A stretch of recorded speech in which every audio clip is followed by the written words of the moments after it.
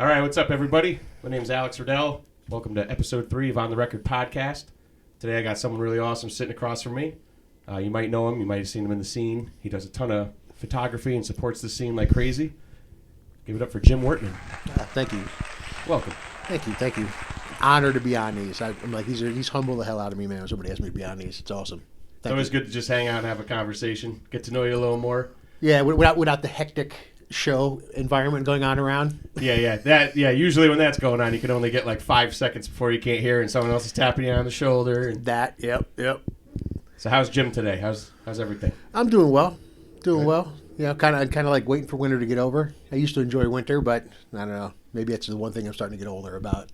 Kind of like warm weather now, but It's to give me some stuff to go out and take photography. Use for my photography a little bit though. Some ice. I love ice stuff, especially with these rapid thaws and freezes. It's like the ice does really weird things, and it's pretty cool.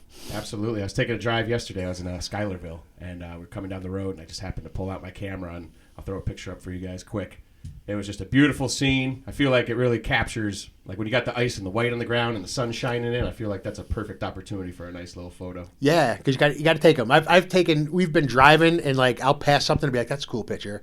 And we'll be like 5 miles down the road and it's still on my head and I'm like, we're spinning around and going back. Because you have to take them when you see them because those are the moments.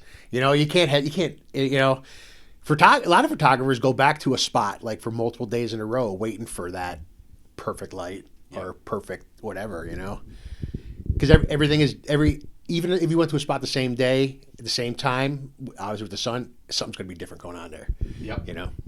Absolutely. But there's many times I'm not even a photographer, but there's many times I'm driving down the road and I want to tap my girlfriend if she's driving, or if I'm driving, I will come to a stop and just be like, I got to go to this quick creek because I see this really cool stone and I feel like it'd be really awesome to take a picture of it. Sometimes I do, but yeah. But yeah, you can't stop at everything. Yeah, because we'll see too. We'll see like abandoned stuff. We'll see like some sign that looks like it's.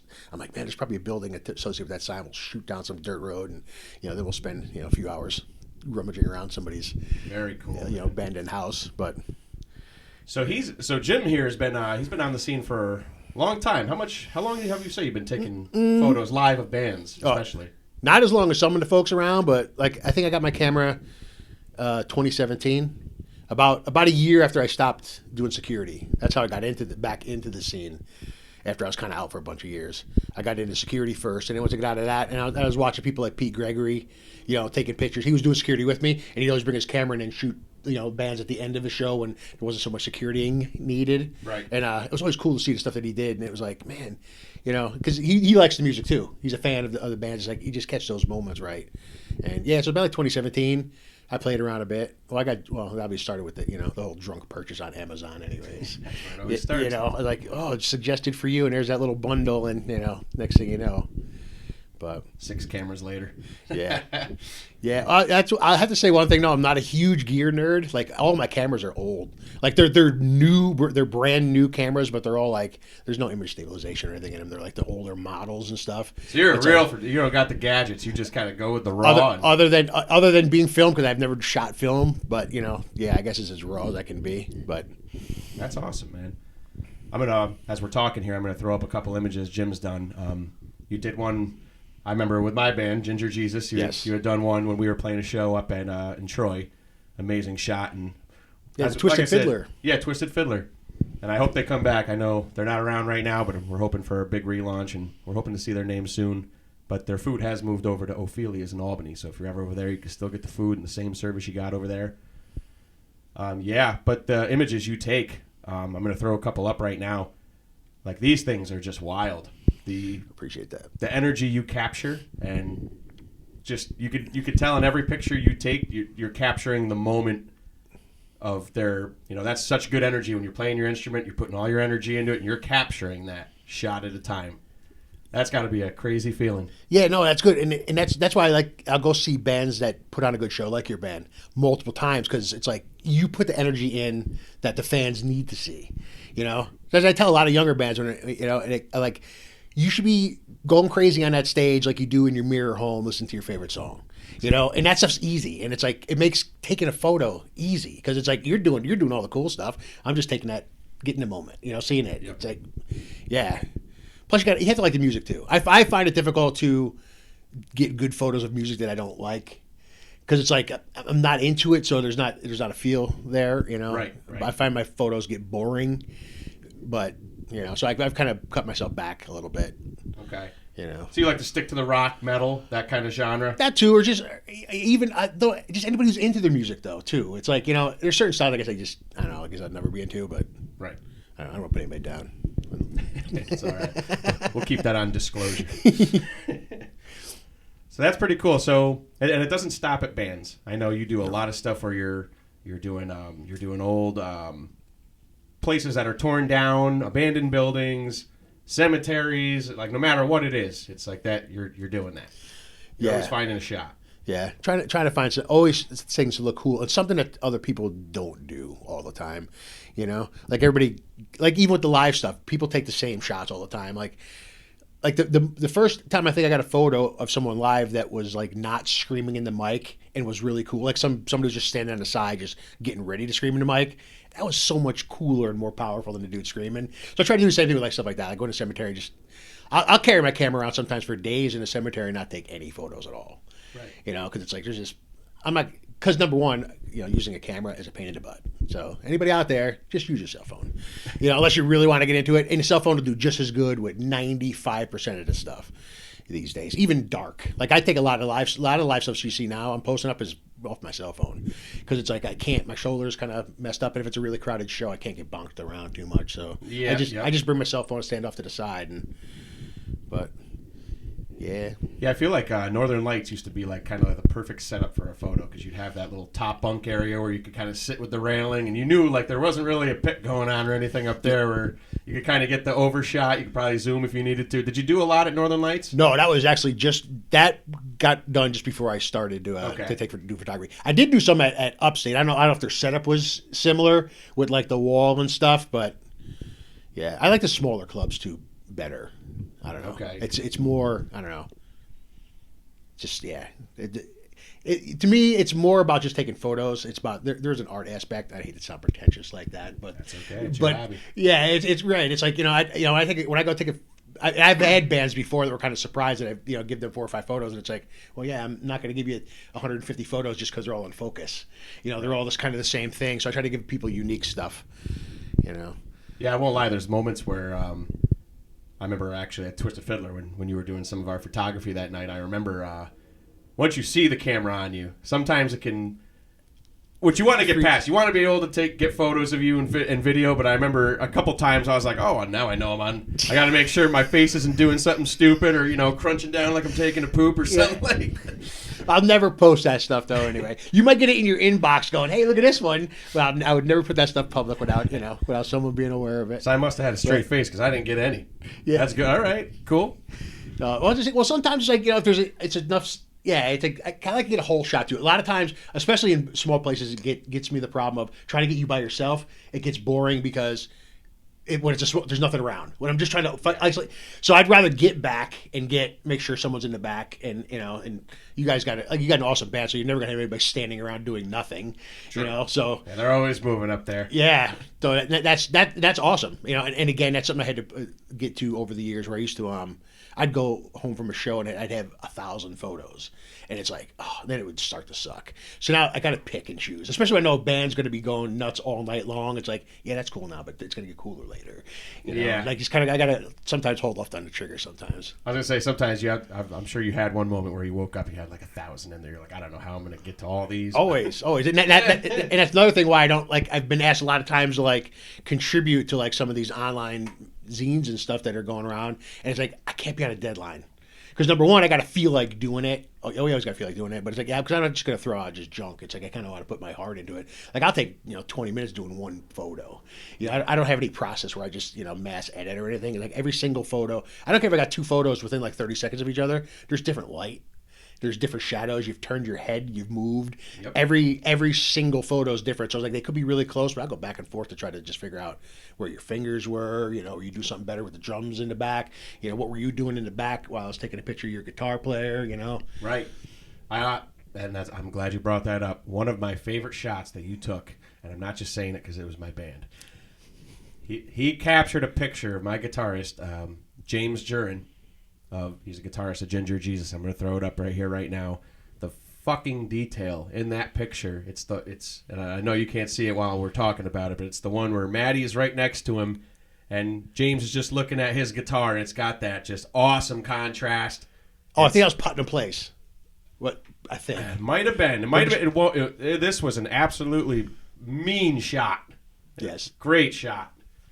Yeah, I think there was almost two in that same pose that I almost didn't use because they were similar, except the difference was I think the arm with the drink was wrapped around differently or something in another shot. But but that stuff is easy, it's easy. I when I find established bands and sometimes they'll be like, oh, nobody's ever taken a picture of me like that before, and it's like I'm surprising because you've been doing this since you've been doing it. So how nobody captured that moment, I don't know. I think sometimes people just take them because they just want to be photographers and they're just spreading themselves everywhere, and it's like they really don't care about what they're taking a picture of. They just want to get something in focus that they can go and throw on their webpage and move on to the next thing, and it's like. So you're pretty much like when we were back in 2003 and we had those crappy phones and you'd get the picture of you and it was just your face like all the way up here and there was nothing else to look at. Yeah. So on to these cemetery shots. Have you ever had something creepy come up on your camera while you're taking pictures in these creepy places, like ghosts or anything like that? Ghosts or ghouls? Nope.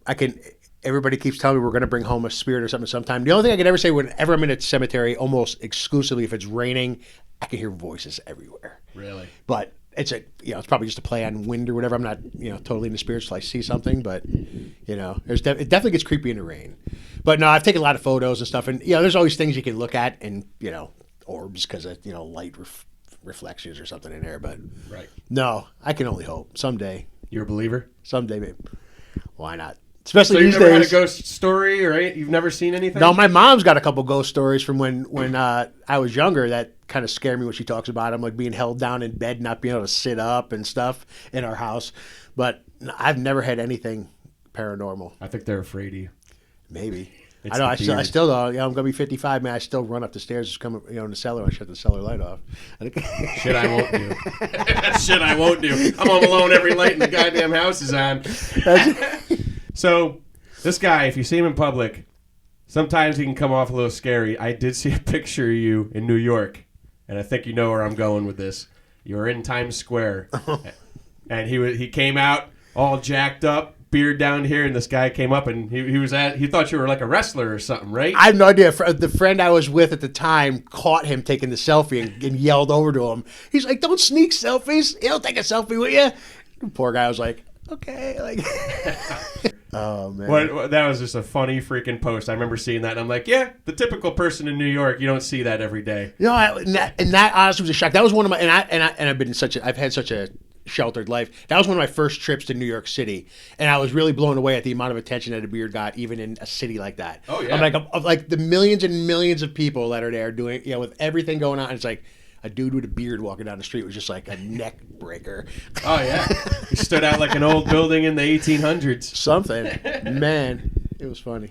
That place is crazy. I'm good for New York for maybe like a day, and after that, I want to get back to normal. Get to see the green everywhere. Right. It's fun. It's like going to an amusement park. Pretty much. Yeah, same thing. 8 hours, you kind of had enough, and you're ready to get back to normal and get out of the stream of things going on over there. So with cemeteries up here, I don't know I'm sure you know a lot of the history of these places. When we get there, my wife opens up the grave finder app and starts going through. And when we find interesting graves, she'll look up stuff there. There's cemeteries and places around here you'd never even imagine. Like just small family plots that are just probably off a road 10 feet that you drive by every single day and you don't know. Because it wasn't important enough to get a blue sign, but it's still there with a fence around it. It's wild. Do you need certain access to go into some of these places? Yeah, we don't trespass where we know it's no trespassing. But most cemeteries are kind of, even small family plots, if they're not on private property, are kind of like public access. Okay. Because it's cemetery. So. Yeah, my aunt lives out in. She lives near Dwaynesburg. I won't give the town for privacy reasons.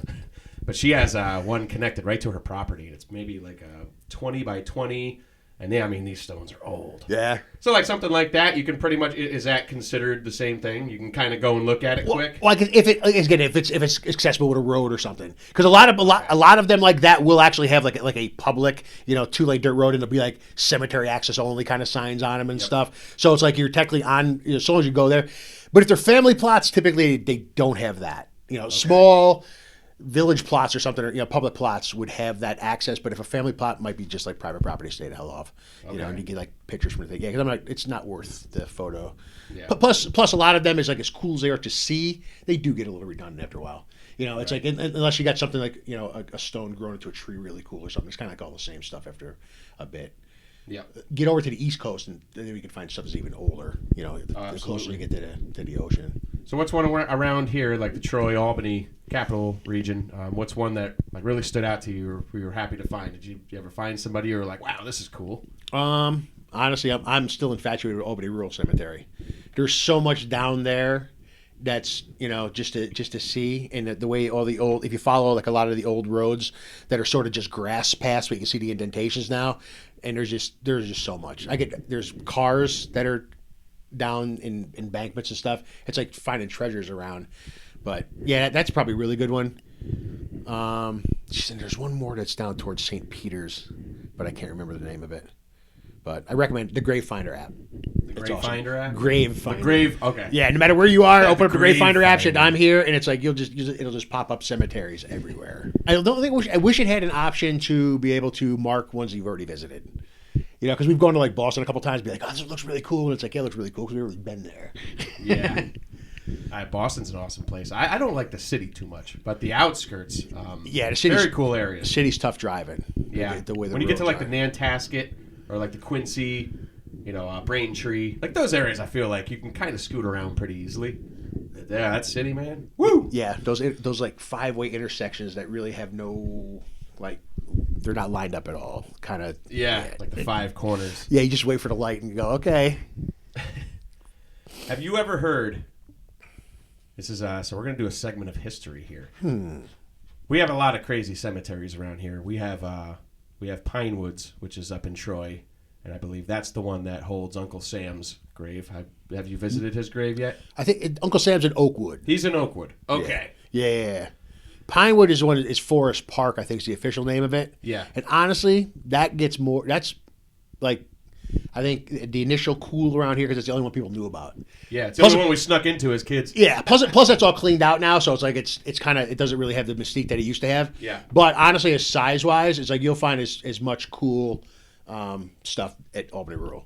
Like if you've ever been on one of the Halloween tours for Forest Park or whatever the heck it is, there's really nothing there. Now that it's all cleared out, the mausoleum in the middle, being all fallen down is not as cool, but it's not surrounded by trees and bushes. Right. They kind of took that whole, But again, no, even the stuff inside, there's not a whole ton of stuff in there. The statues and stuff is not a big deal because it's pretty much just that one statue.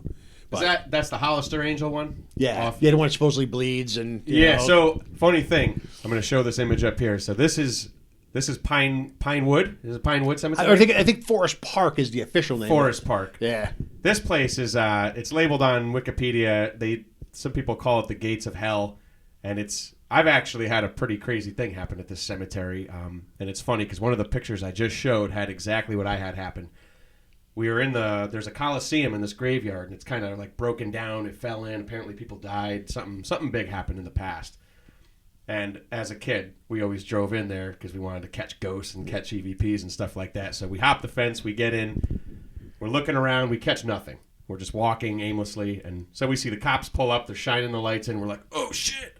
Run behind the pillar. And so my friend, he's starting where he's next to me, and I kind of hear leaves brushing, like he kind of ran off, but I didn't want to look around because the cops are, they got if I turn my head, they're going to see me. So I stay where I am behind this pillar, and all of a sudden I feel like someone's sitting on me, and I literally it felt like someone sat on my shoulders. I dropped to the ground and I yelled at my friend. I go, Jim, what the hell? And I look around, he's 100 feet back behind the building. Now I got to keep it cool because I got lights on me, so I can't scream just yet. But man, that place is absolutely nuts. So you've never heard anything? Or no, but that's a good thing. It seems like somebody might have saved you. Push your head down. Angel, right? That was the Hollister Angel in the back. There you go. Woo, man. But yeah, so far we're lucky. I don't know. Yeah, nothing. You ever like take a rock or like a souvenir? No, my wife Good. leaves those other rocks. She was doing those Troy rocks, those painting them, leaving those around sometimes and scattered around. But no, actually we plant flowers and stuff. We bring seeds and stuff to throw around, but no, kind of like even when we go to like abandoned houses, like, just leave everything the way it is. Like I hate when I see in cemeteries now, people, the big thing because of the internet, people like to clean up the gravestones. And it's like, I understand the sentiment behind it. You see your relative's stone or whatever, but that stone looks old. The grass is old. The trees are old. And now you put now you get the shiny stone in the middle. It just looks like ass.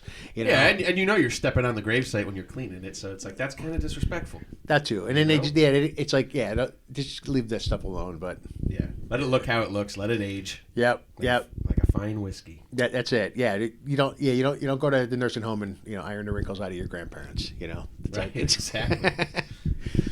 So one more cool little piece of history. It's easy to get off topic with the cemeteries because there's so much around this area. Yeah. Have you ever heard of a name, John Morsey? John Morsey, no. Really? Okay. I recommend you find his site. So one more time, I'm going to go into a really quick story. Back in the mid 1800s, there was a guy, and his name was John Morsey. This guy was born in Ireland, and he came to Troy when he was probably like 20 or 30 years old. He ended up opening the Saratoga racetrack. He worked in like the city, like Congress. He was very big into politics, and he was also a bare knuckle boxer, and he was an undefeated boxer. So people left and right were getting this guy like pretty much like I could kick this guy's ass, and he would lay him out. In a matter of seconds. So there was a couple fights that made this guy's name. They called him Old Smoke, and the reason they called him Old Smoke was because back in I think it was 1850. He was in the basement of someone's house in Boston. They had rearranged a fight because someone wanted to break his score. So they were fighting, and there was a big coal chest in the corner. One that it's like a heat stove. It's got all the coals in it and shit. And they're fighting, and he's actually kicking John Morrissey's ass. So this guy might actually lose for the first time. And the guy knocks him into the coal thing. The coals fall to the ground, and John Morrissey falls on his back onto these coals, and they say that when he felt the heat of these coals, he went into a mass rage, got up, and smoked this guy. So he became a legend, and he was actually, if you've ever seen Gangs in New York, he was actually in the Dead Rabbits gang. He, after this happened and this fight happened and it broke worldwide, like for whatever their news was back then, Bill the Butcher had actually found out, wow, this guy is not near me. I'm only in New York. So he invited him to New York to fight. And Bill the Butcher was the only guy who kicked his ass. So when that happened, John Morrissey went back home, and his team is actually the one that set the hit on Bill the Butcher and killed him. Oh, shit. Yeah. I know I did not give this story as much justice as my guitarist would, but this guy is buried right, where Oakwood Ave is. Yeah. Where the big church is, yeah, right across the street. He's buried right in there on a big, huge cathedral. This thing that says Morrissey, freaking badass. Let's go check that out. Yeah, I'll send you the link. I'll put some pictures in here for you guys. Unbelievable, that dude was scary. Yeah, we got so much history around here. Like it's like I never really appreciated the East Coast as much as when I watched American Picker episode, and they talked about how much they like to pick the East Coast because it's the oldest part of the country. And I was like, yeah, oh shit, it is, isn't it? Yeah, we got a lot of cool crap around here, man. Seriously, what's the farthest you've gone for doing photography shit? We probably stay like in the 5 hours or so, like Cape Cod. Circle that way. Like my son had a bodybuilding show in Cape Cod, and then we took 10 hours coming home. We like drove down through Rhode Island and I don't know, whatever else down that way, New Hampshire, and stopped a whole bunch of spots on the way home. Yep. Yeah, and basically turned like a 4-hour ride into a 10-hour ride getting home. But yeah, that's about it now. Well, I guess we did go to Las Vegas. That was to see my son, but we did take photos, and Puerto Rico as well. Oh shoot! Oh, so you probably got what'd you get over there? I got a lot of cool shit there. It was like, yeah, because it was just that was actually my first time really traveling to a place that had like a completely different culture than I was aware of. Like I said, I was so sheltered as a kid. As far we'd go to Wildwood, New Jersey. We'd never go to Puerto Rico. So just to go down and just see the culture and just the houses every house is a different color. It's like, Yeah. we're up here so boring. It's weird to see a house down that's got color on it, and every single house down is a different color. And I don't know. It was just an awesome experience. I found myself, it took probably more pictures with my cell phone because it was just easier than, the camera's in the back seat, but the cell phone's in my hand. So I was like, Yeah. but I whipped it out for some stuff like the one street that they have that's all basically canopied in with colored umbrellas all the way down. I've seen a picture of that. Oh, it was awesome. And it was kind of dead that day, so I got the pictures. Doesn't really have many people on it that I got. that's So it. it was like, that was cool. That's one of those things. You don't know how it's going to be because it's, that, as they would say, a big tourist destination. So you don't know if it's going to be full. Yeah, which is fine too, because it's that's the moment, Yeah. Yeah. And I got probably the best shot I got out of there, and maybe I'll send it to you since it's actually probably the one that rings the most with that trip was there was a dude like a street performer who was playing like a accordion sitting on a stoop, and again there was nobody other than like way down the street, so it was like this lonely street, and this dude just sitting there playing the accordion on the ground. It was like, that was awesome. Wow. It's amazing when you go overseas and you start. I mean, sometimes not even see. Sometimes you can go on the subway.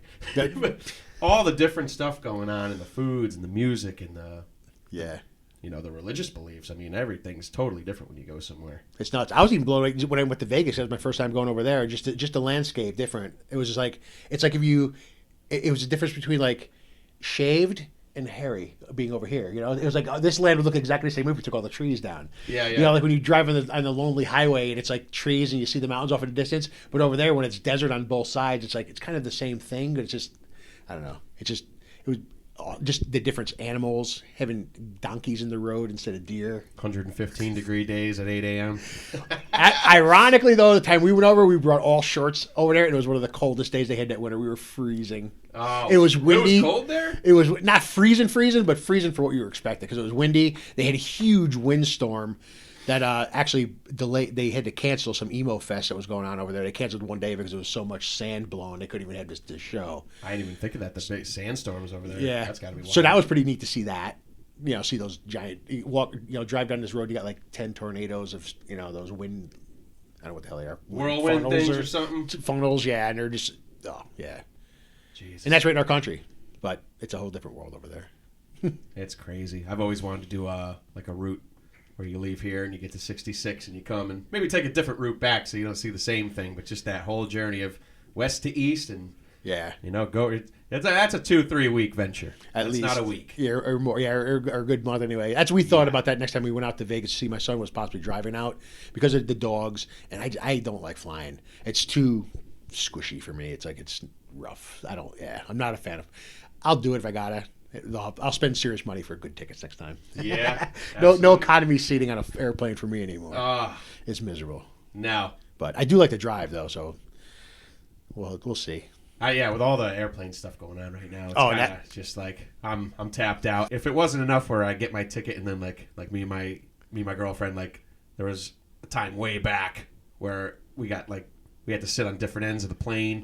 Luckily, people were nice enough to be like, I'll just switch. But sometimes that happens. It depends what class and what. If you're up front, first class, you're getting served, you're good. Yeah. I'd rather pay for that. That's part of the vacation right there. Yeah. I actually found where I was trying to. I didn't even know at first at one point, like when I had picked our seats, and then like you go to like pick your return seats, and if you don't pay attention, they won't put you together, which is weird. Like why the hell wouldn't that be like the default when you're buying 2 tickets to put 2 tickets together? But if you're not watching, it's nothing like being in Class E and seeing 40 people line up for A. That's the part where I get like, as a musician, my dream is obviously to, travel as much as I can and see everything I can and play wherever I can. But it's like, you take away, you see these people who do it for months on end. And it's like, that's got to get pretty, because I get pissed off when I'm 8 hours in a flight. I couldn't imagine every single 2 days you're having to do that and get caught up and lose your shit on travel and... Well, I was going to say, and you're more worried about a suitcase or two. You got a drum kit, possibly. Yeah. The first time I got to ship my stuff to somewhere, it's going to be a very scary, anxious day for me. Yeah. Hopefully, if you get to go to Europe, they probably got a kit over there for you, I would imagine. Yeah, I think at first I'll make a fake cardboard kit and just make sure that makes it first before I pack my stuff. So what's next on your list? You got shows coming up you're going to be doing? Nothing really that's like standing out Yep. or whatever. Actually, I see Brick by Brick is just releasing, getting closer to their album release. We did a photo shoot. I did a photo shoot with those guys. So all the photos that are coming out for that are mine. Excellent. So, Excellent. yeah, we did a whole bunch of them at one point. They wanted like 10 of them, and I was like, we got them. That's going to be a time and a half. Now, what's the date of that? That one's April 26th, I believe. Okay. I'm going to stick the flyer up for you guys. Check it out. Definitely make sure to go there. Yeah, man. And he's going to be up in the big room. So they're on live? Yeah, they're nice. up and live, yep. Yeah, this is a great band, hardcore band, right out of Troy. They've been around a really long time. They do a lot for this scene. Mike especially has been around for a long time, booking shows for my band, and been watching him grow. He's been watching us grow, and he's a huge supporter. So you do a lot at Empire Underground and live, right? Yeah, mostly underground. When the crowds aren't huge now, because I got a bum shoulder now, so it's like I can't get in the middle of the pits anymore and get knocked around like I used to. That's yeah. So I definitely miss that, and that but there's enough people out there doing it now. Yeah. So sometimes adding me in there just makes it camera overkill these days. I never realized how hard moshing really is. Like back 20 years ago when I was going to a little like punk show or whatever I was going to, it was more push and shove, and now there's actually like a whole freaking dance to it. And these people, I tried it a few years ago, and I know some of these guys around here saw me do it, and they're just like, that's harder than it looks. You can get as pissed off as you want, but you got to know how to move them limbs, or you ain't moving for a while. Yeah. The funny part about it is, I'm up there and I'm not a small person, but I'll get knocked into by some kid that's like 160 pounds and like they're throwing me against the wall. Yeah, adrenaline's a thing, man. Yeah, so they got they got everything going. It's like there's, but again, I did security for years. There's hardly any fights in that stuff. People always look at that from a distance. It's like all that aggression gets out. They love to beat the hell out of each other, man. And, they'll pick you right up, kick you in the face, pick you right up. It's a family. Yep. I remember a long time ago, I was at an Amir show. I'm at the outer rim of the pit. I'm Mr. Tough Ass, right? And all of a sudden, I just wake up and I'm outside. I'm like, what the hell just happened? And you're like, you got mule kicked, motherfucker. I remember going in, the guy's like, hey, I'm so sorry. I'm like, this is what I signed up for. This is why I signed a waiver. Yeah, I'm sure he didn't mean it. Maybe he did. Yeah, you never know. But again, like I say, you're in that spot. Talk about that. Most recent one was Faded Line. And shout out to those guys. They bounced into that Biohazard cover. People went nuts. It was the first time we had like a serious like stage diving craziness in underground, and I just had my head turned for a second, and somebody ended up on my head, which is fine, other than knock my glasses off. So now I'm like shoving people out of the way, trying to get my glasses off the floor before they get stepped on. But again, I'm there, and that's where they're jumping. So it's like exactly. If you don't expect that, Yep. Now maybe you haven't seen a ghost. Maybe that was your guardian angel that day. Be like, turn your head very fast, or else you're gonna get what I got. Yeah, I don't know. It might have been better if I seen him coming. At least I could have maybe caught him or something. But yep, yeah, that was good though. Yeah, I love good energy at shows. But the band's got to bring that too. If the crowds are flat, turn it up a notch. There's a reason for it. Yeah. Yeah. One band, and I know you've posted about this as well. One that. The front man always impresses me, and you think he's going to come off that stage and hit you. You know who I'm talking about? You said it a while back, and I agree. I get it. Madball. Yeah. Madball. You ever seen them live? Yeah. They got energy. Yeah, and they've been basically playing probably playing close to the same set list for how many years, but yet the same energy every single night. Yep, committed fans, and they're all over the place. They go overseas, like UK, right? That's a big scene over there, especially. Yeah, they like the heavy music over in Europe compared to over here, that's for sure. Yeah. Yeah, Ginger Jesus, we've been talking about trying to, maybe not this year, but maybe the year after, trying to, venture up to our first, maybe Canada, or, we know Sweden's got a huge thing for heavy blues and stuff like that. Who knows? We'll see where the rabbit hole takes us, I guess. That's it. The band's really good, man. So Thank you. That was awesome. All great players and, like I said, great musicians. It's fun to just watch. Yeah, it is. We're glad you were a part of that. So this guy is not just a photographer. He's also a movie star. Yes, we got to go into this. Yeah. So I think it was 2022. You were in a movie. It was what kind of movie would you say? It was a horror movie. Yeah, we kind of shot it a lot during COVID. Oh man, it was raining so much too. So many shoots in the rain and reshoots and days canceled. Yeah, mostly shot it like we were in Rotterdam, which is always really fun. That's where I grew up. Yeah, we were up in the woods in Rotterdam. Yeah, Vegas was initially in it, and because he knew. Yeah, Vegas Nancy. Shout out to Vegas. Yeah, he knew all the dudes that were involved in it, and they needed somebody else that was, I don't know, gruff and biker looking, I guess. And he showed the Sean Cranston my picture, and he's like, perfect, Yep. So I ran up to Salvation Army and grabbed some 1970s looking brown turtleneck shirt and a pair of jeans, and that was it. Ran around in the woods with no glasses on. Oh, that was rough. And the name of the movie was Full Moon Fathers. Post a little picture so you guys can see here. It's on YouTube, out there to watch. I think it's some other streaming stuff too, but YouTube's just as good. So what was the movie about? It was about. It's hard to say because without giving it away, because it's like Sure, I'll give you this. It's like it's not a werewolf movie. That which kind of like throws it away. It's not a werewolf movie. You would think it's a werewolf movie. It's not a werewolf movie. Is it one of those based on true events kind of thing? No, definitely not. It's definitely like a long term, like hundreds of years kind of horror story, and this group of guys just is almost like followed by a demon or something throughout the years, and this was just like one of the meetings with it, like surfacing and ends up, killing the entire. It's been out for a while now. Killing the entire group. We all kind of get picked off one by one. I get the even you. Yeah, Vegas gets to kill me because Vegas gets possessed and he tears my head off.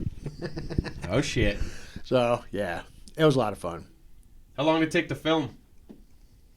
My involvement was just a couple of days, but it was months between rain delays and all the production stuff or whatever. But so I only needed to be there for 3 days, maybe at the most. Okay, that's not bad. But those guys did a lot. There was a lot of other shooting, a lot of other scenes because like our stuff was limited. It was a whole like pre-story with like a whole police scene and stuff that was like the first half of the movie, and then the last half of the movie we just had a couple of guys left that weren't killed yet. So like I pretty much got we were all just dead within 2 days worth of shooting. Yep. It was funny because it was almost as much shooting for me as like when I did the skinless video before, and that was like for a 3-minute video, and I was there for 2 days. We probably shot for 20 hours between 2 days. It's a long time when you're doing that. It's fun. You just get so after 10 hours in, you're like, I feel like that persona goes away, or you're kind of like in drag mode now. We're trying to. Oh yeah, because we got a ton of scenes too from that skinless video. I'm hoping maybe someday Joe put them out because like we did so many like skits where I was getting pissed off and that we didn't even use. Like one where I broke a chair and I fell down, and it was like but it was just too many to use. But maybe we'll see a part 2 of that video someday. I hope so. Oh, that's funny, man. So we're getting into some questions and answers here. I got 3 for you. So my first one is, you definitely did explain it twice, but let's hear a story about one time that you were trying to get some footage or a picture, and you were caught in the wrong time of the mosh. That time when I was just standing when I got knocked at the Faded Line show. When I was taking photos. Yeah, what was the worst one? You ever drop it completely? So, like just something chaotic? It was probably the worst one. Wasn't even local. It was down in New York City at Awaken to Cadaver show. Awaken to Cadavers just came back. Grindcore, right? They're a grindcore band. Or like slam death metal, beat down. It's one of those shows where you go to where people just punch each other in the face, like, oh yeah, and not even like dance, they just punch each other, and it's like, so I was on the stage. In fact, they got the whole video of the show, and you can see me get knocked. I got hit from behind and like flat on my face on the stage. No blood or anything on that one, but that was probably the hardest I've ever been hit at a show. Do you need a break after that? No, because you can't get. That's the thing. Once you're there, you're committed. Yeah. I had to get back to the wall because my wife was at the wall, but it's like I had to get my shots too, and yeah, I've had quite a few hits home, but nothing like that. Nothing like that.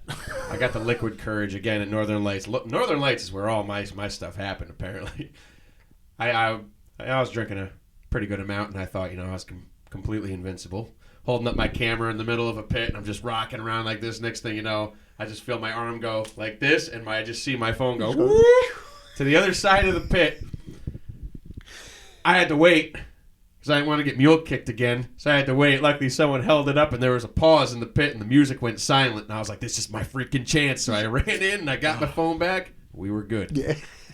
Don't follow liquid courage. No. Doesn't always work for you. No, you need your reflexes on 100% when it out there. Pay attention. Yeah, exactly. Watch your surroundings. Respect your surroundings. Yeah. Next question. You might have done this already. What's your dream shoot? Do you have something you've just always wanted to photograph or be a part of? I don't know, man. I'm enjoying what I do right now. You know, there's nothing better than someone like you coming to me and wanting to talk to me about this stuff, or someone hitting on my inbox going, "Man, will you do band photos?" And then being them like so blown away that I will, like I'm some kind of like superstar photographer or something. Just like, man, I want to take pictures. You know, I was like, just give me something cool. You know, that's something I'm open to do anything if people do something cool and fun. You know, and that's like go somewhere. You know, if you want band photos, let's go somewhere and take band photos. We're not gonna go. I'm not gonna take you to a studio somewhere and whatever. You know, you want to do something, get your feet dirty. Like best photo shoot recently was before Brick by Brick, we took 1,000-yard stare, and we took a 2-hour drive down south to Letchworth Asylum. And we walked through there and did all the photos there. They had an awesome time because they get to visit an abandoned building that wasn't there. And it was like the place is just loaded with photo opportunities. You know, it's just like basically we just walk back, stop, you know. But that's the stuff I want to do. Like I have no, studio stuff. I have to admit though, I've done studio stuff like with the Grandstand Jockeys. We were down at oh my goodness, what is that?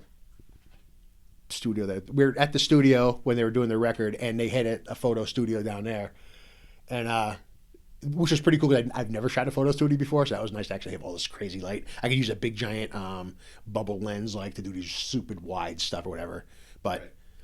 That would be boring after a while because it's be too easy because every photo there's no excuse for every photo not to be perfect because right. The light is perfect, Yeah. So I'd rather take you to an abandoned building somewhere and see what we can do. It'd be more fun, and it's a way better result. Oh, Keiko's too. We just all they're I should say all of them because they've got a lot of other photos that are coming out, which from some awesome photographers.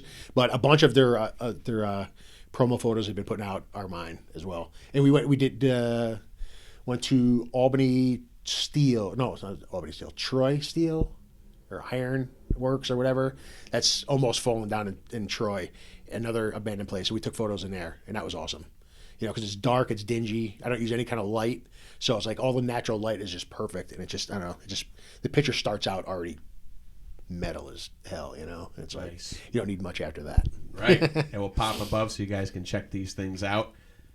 Like I said, the detail you create in these pictures are just absolutely unbelievable. Appreciate it. Definitely, you're doing a great job, and we're definitely look forward to seeing more from you. Oh yeah. I'm not done yet. I might be slowing down, but I ain't done. We ain't done till we can't move. That's it.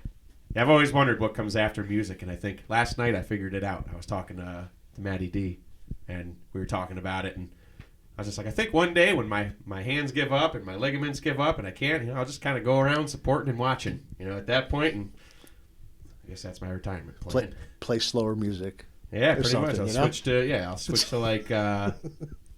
Well, salsa's actually, I was going to say salsa, but that's actually pretty hard. That's true. Something slow. Yeah. Something to fade out a little bit. Another question for you. So actually, I got 2 questions left.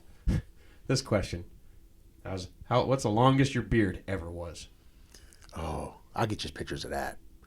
I think people for all the years always wondered what my secret was, and I never knew. Apparently what it was lifting weights. Because the minute I stopped lifting weights, like my beard just like...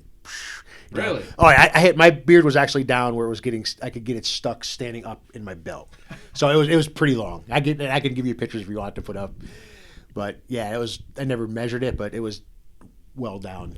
Yeah, I remember I saw you. I think it was one of the first times I met you. I think I cut you off, and I was really scared after that. I was like, shit. But I seen you, and it came down to, it was like I think you're like your belly button, but that was also in a hair tie. I'm like, how fucking long is this thing, man? I see those memories too, and it makes me sad when it's like, yeah, when I got it, it's like doubled over the tie, and it's like as long as it is now or longer, and it's like, man, oh man, where'd all the hair go? You gonna try again? I don't do anything with it now. I think it's just kind of, I just let nature go. I've only had the beard trimmed once. I can't even remember how many years ago it was, but it was just a short trim. I think it's just, if you look at ZZ Top throughout the years, it's the same thing. Theirs is there and gone and whatever. It's like I don't know. We'll see. I don't eat as healthy as I used to too, so that might be helping it. It's just winter. That's what it does to us. That could be. Yeah, I don't know. Yeah, I don't do anything with it other than just let it grow. There you go. I can't. Mine just looks like pubic hair. No matter what I do, everyone's been saying the same thing to me for 12 years. They're like, just keep shaving. I'm like, I've been doing that. No. Still looks like bald hair. What you do, you just stop shaving and let it go. So I tell people when you start going bald on top, you got all the hair, all the beautiful hair, you're good. Thanks, Don't worry about it. At least if it don't grow here, it grows there. That's it. The last question for Jimmy. This is, we do this every episode. Everyone has a different opinion. What's your take on pineapple on pizza? Oh, absolutely. We just finished it. Actually, I had two pieces this morning. I don't know if we want to plug pizza joints, but man, Three Brothers in Watervliet is awesome. Get it with the ham and the pineapple and jalapeno peppers. Oh, interesting. Forget about it. So I was talking to Rob Smittix of Radio X. Well, this is where we are recording this. We're at Radio X Studios. I asked him, and he was all for it. And somebody had told me, which I was telling him, someone said bacon and pineapple. Well, bacon, ham, kind of, yeah. But now you add the bacon, pineapple, and the jalapeno. The jalapenos are the thing. I think I could mess with that. I got jalapenos from Haley and Jake Roberts, so mostly Haley because Haley posted about it. And I was like, and that was the thing, I'd never put the peppers on it either. And the peppers is another level. So maybe that's the secret unleashed. Like you would like Hawaiian pizza if this was on. That could be too. Yeah, if you're not a fan of maybe it's too much sweet and the pepper kind of, yeah. No shit. All right. That's the key. That's 2-1. You and Robbie like it. I don't. But you know what? I'm going to try Rob's idea, and I'm going to try your idea, and I'm going to review it. Anything left for the folks out there you want to say? Or no, man, this is awesome. Again, I'm humbled as hell to be here, and no problem, man. Happy to have you. Yeah, I think you deserve the recognition. You've been doing this shit for a long time, and your work shows, man. Yeah, I appreciate you. Anybody wants band pictures done, hit me up. I'm not as scary as he thinks I am when I'm in public. I know. Yeah, it's more like an anxiety thing about talking, but definitely come up and say hello anytime. Absolutely. We're gonna put his link right here so you guys can follow right there and shoot him an inbox. He'll be more than happy to work with you, and you will definitely love what you get. So, thank you, my brother. Appreciate it, man. Thank you for having me. Always a good time. Until next time, thank you for tuning in to episode 3 of On the Record Podcast. We'll see you later.